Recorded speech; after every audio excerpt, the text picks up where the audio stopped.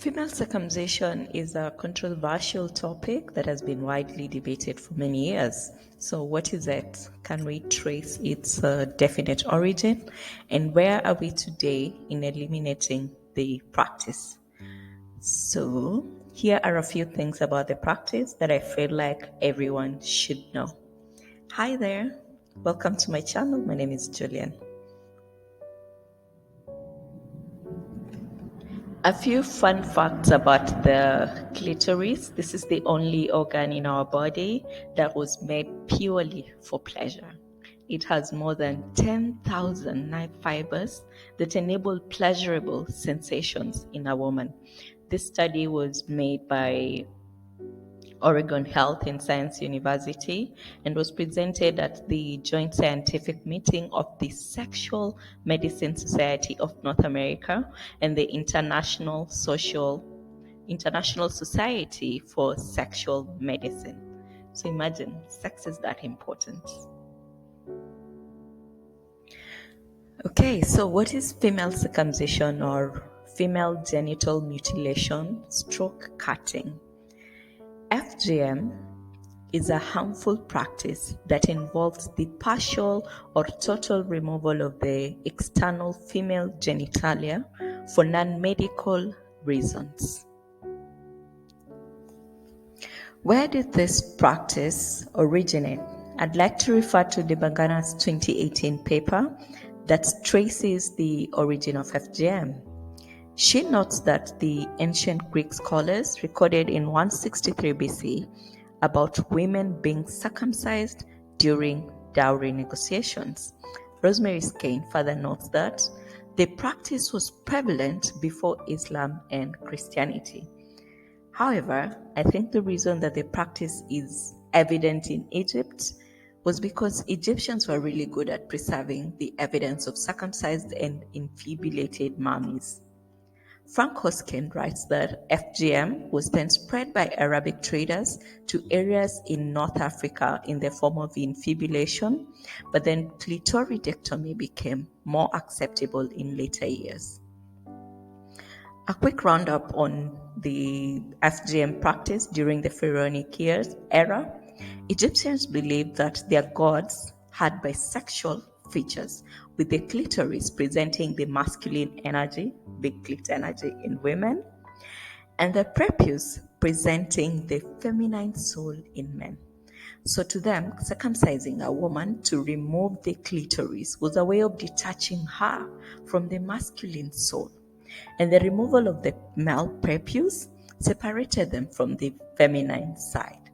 Lightfoot Crane writes that in the olden days, FGM was then used as a means of curbing population growth.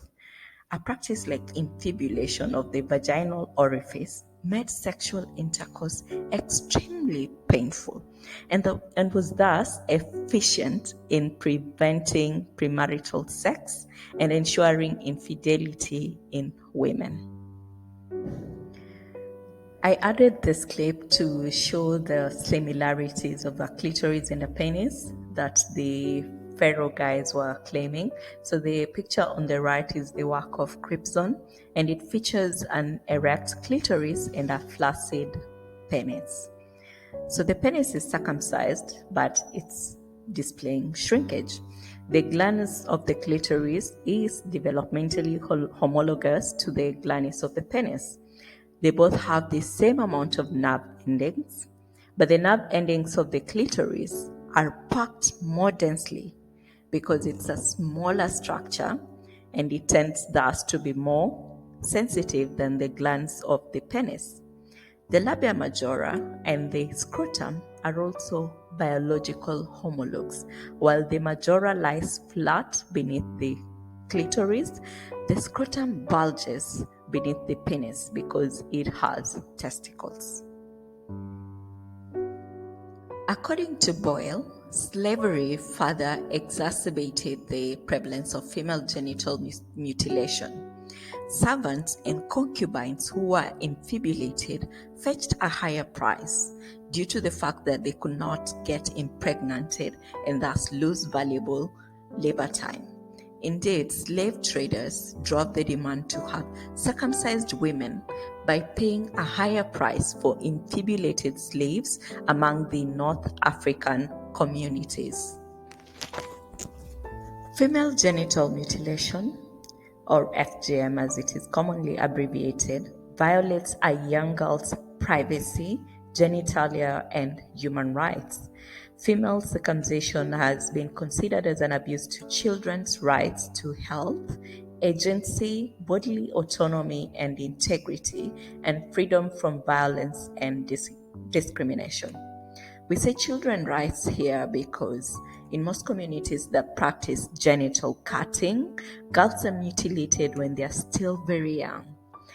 The youngest female to be circumcised, as recorded, is about 4 years old. Indeed, FGM is not just regular mutilation, it is gender-specific mutilation. In ancient Egypt, for instance, if you had not undergone circumcision, that determined if you will receive inheritance and the level of social acceptance that would be accorded to you.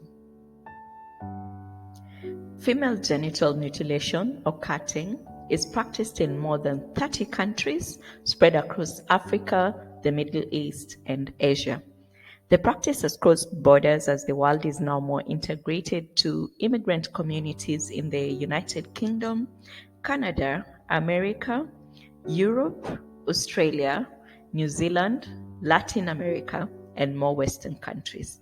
This makes FGM not just a regional issue, but a global human rights quagmire.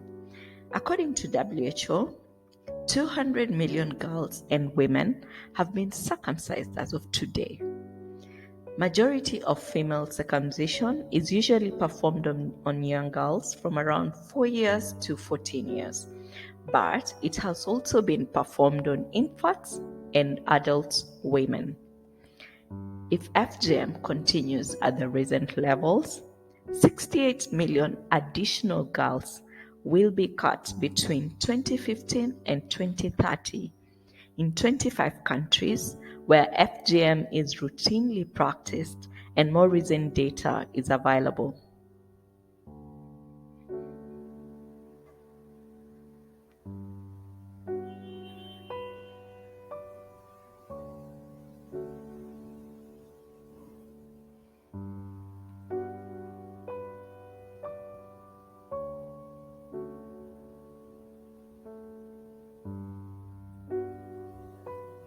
In Kenya, AMREF notes that 4 million girls have been mutilated so far. The national prevalence of FGM is at 21%. 75% of girls that undergo the cut are between the ages of 8 and 14, and roughly 500,000 additional girls are at risk of FGM in Kenya between 2022 and 2030. Government crackdowns have forced communities to seek backroom chemist arrangements to get the cut done, which makes it even more dangerous for young girls.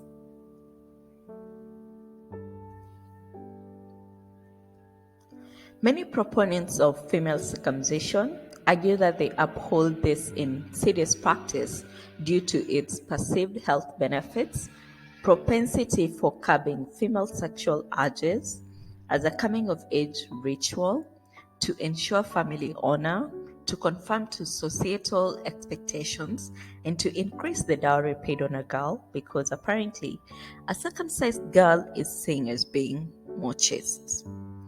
On the flip side though, research has proven that FGM is rooted in gender inequality and has no health benefits. In fact, tampering with the female genitalia thus has resulted in acute health problems. Circumcised girls have suffered from genital bruising and swelling, severe bleeding, urinal problems, infections such as tetanus, infibulation, chronic pain, infertility, complications during childbirth, and maternal deaths. Lasting psychological effects from the practice have led to long-term mental health issues and sexual dysfunction. This makes FGM not just a minor inconvenience, it is a life-altering tragedy.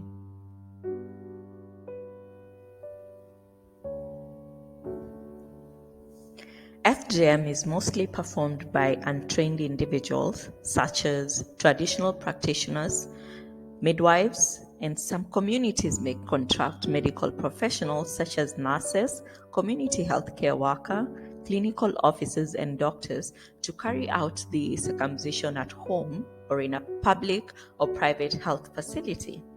The traditional practitioners have no formal medical education or medical training and tend to use crude instruments such as razor blades, scissors, broken glass, and blunt objects to carry out the cut.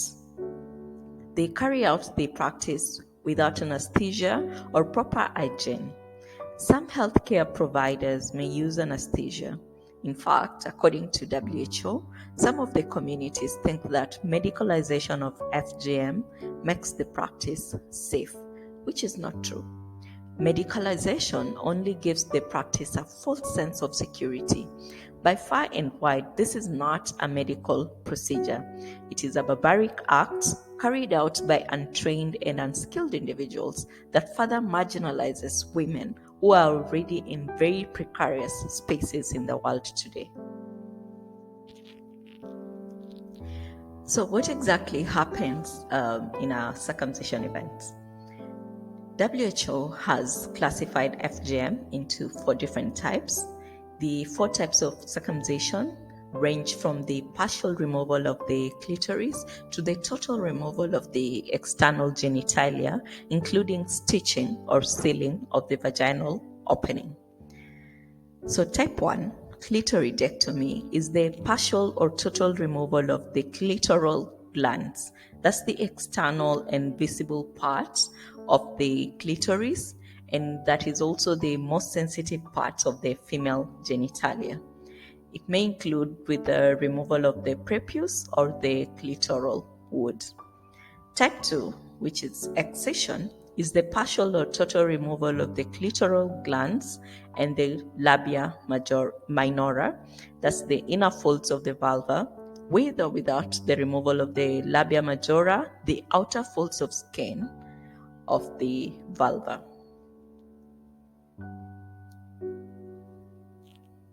Type 3, infibulation, is the narrowing of the vaginal opening through the creation of a covering seal. The seal is formed by cutting and repositioning the labia minora or labia majora, sometimes through stitching, and can include the removal of the clitoral prepuce or the clitoral glands. Type 4 includes all other harmful procedures to the female genitalia for non-medical purposes. So things like pricking, piercing, incising, scraping, and cauterizing the genital area.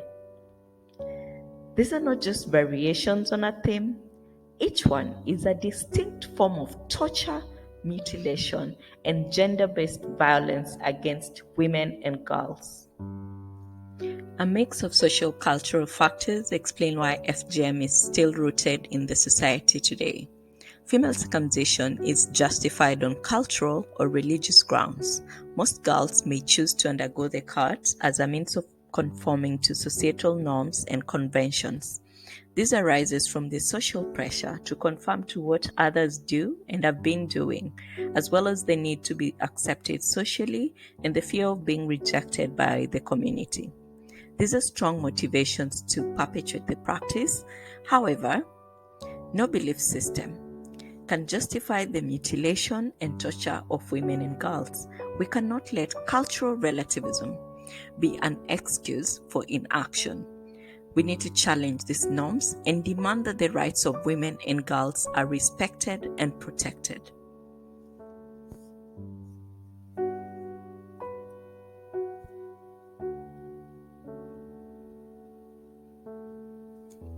The legality of FGM has been challenged, and there are now more laws, instruments, and organizations that declare the practice illegal in many countries. Female circumcision is illegal in many countries in the European Union, in Canada, Australia, the United States, and most African countries. For example, in Switzerland, in the canton of Bern, a Somali immigrant was imprisoned for having her little girls mutilated while on holiday in Africa. The canton laws prohibit the practice and ensure that any culprits are prosecuted to the full extent of the law. Indeed, the fact that FGM has been deemed illegal does not mean that it's not happening. It means that we need to be more vigilant and more determined in our efforts to stop it. Female circumcision can be prevented through education, raising awareness, and community-based interventions that promote girls' and women's rights, as well as through laws and policies that prohibit the practice and provide support for survivors. Ending FGM requires a collaborative effort and buy-in from everyone, involving communities, governments, health professionals, and activists. We need to work together to raise awareness, provide education, and offer support to those who have been affected by this horrific practice. It has to be all hands on deck today.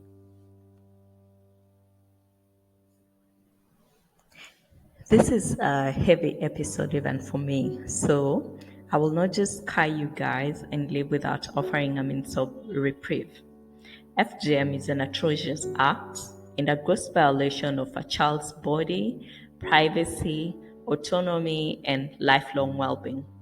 I would like to encourage all victims of FGM to speak to a professional counselor or therapist just to ensure that you have the tools and means of coping and living with the mutilation of your trust in your body. It is not your fault that the adults around you made a decision that has scarred you for life.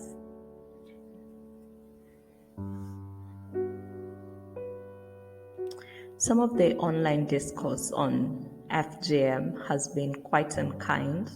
Case in point, the tweets on my screen, which brings me to my last point at this point, that for the rest of the public, it is quite intrusive and unkind to speak in derogatory terms of girls who have been victims of FGM. And it's also none of your business to know if a girl that comes from a community that practices FGM, if they have undergone the cut. You don't need to know, and you don't have to ridicule and shame the victims in online platforms.